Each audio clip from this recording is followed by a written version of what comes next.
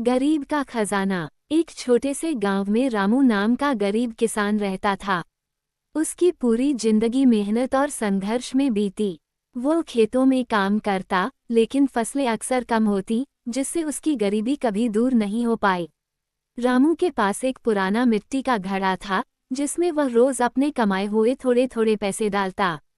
वो हमेशा कहता, एक दिन मैं इन पैसों से कुछ बड़ा करूंगा और अपनी गरीबी को खत्म करूंगा।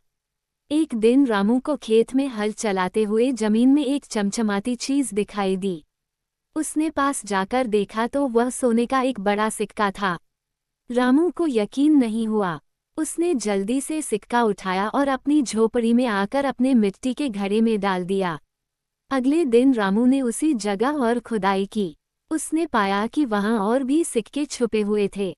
धीरे धीरे उसने सारे सिक्के निकाल लिए और अपने घड़े में जमा कर दिए। अब उसके पास इतना धन हो गया था कि वो अपनी जिंदगी बदल सकता था। रामू ने सोचा, अगर मैं इन पैसों को सही तरीके से इस्तेमाल करूं, तो मैं अमीर बन सकता हूं। लेकिन क्या मैं अकेले इतना बड़ा काम कर सकता हूं?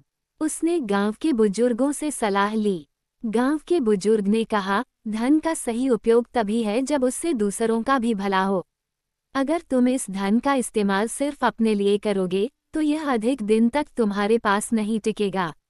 रामू ने उनकी बात मानी। उसने अपने धन से गांव में एक स्कूल और एक कुआं बनवाया। स्कूल में बच्चों को मुफ्त शिक्षा मिलने लगी और कुएं से पूरे गांव को पानी मिलने लगा। धीरे धीरे रामू का नाम पूरे गांव में फैल गया। लोग उसकी तारीफ करने लगे।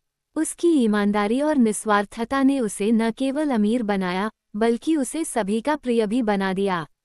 रामू ने समझ लिया था कि असली खजाना धन नहीं, बल्कि लोगों का विश्वास और प्यार है।